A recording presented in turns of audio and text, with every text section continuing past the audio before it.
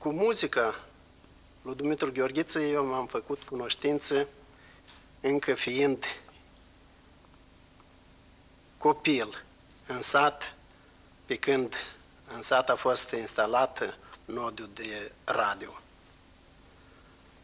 După aceea, fiind student la anul 2 a Colegiului de Muzică Ștefan Neaga din Chișinău, am făcut cunoștință cu dumnealui personal. Dumitru Gheorghiță a fost acel care m-a luat de mânuță și m-a adus în orchestra radio-televiziune, condusă pe atunci de către dirijorii Pavel Bacenin și Valeriu Poliakov. Eu cred că nu o să mă greșesc dacă o să spun că a fost primul din compozitorii moldoveni care a început valorificarea folclorului, paralel compunând singur cântece, melodii populare. De ce populare? Fiindcă muzica lui s-a contopit cu folclorul și e greu de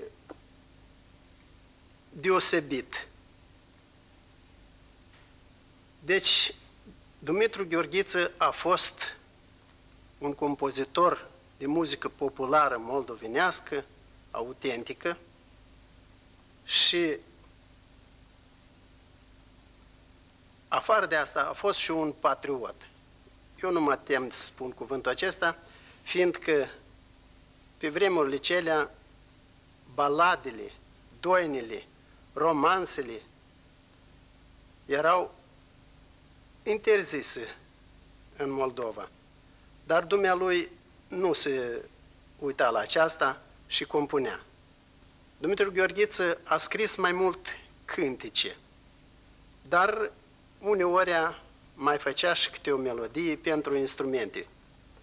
Așa mi-a făcut și mie un solou, Bătuta de la Puțântei.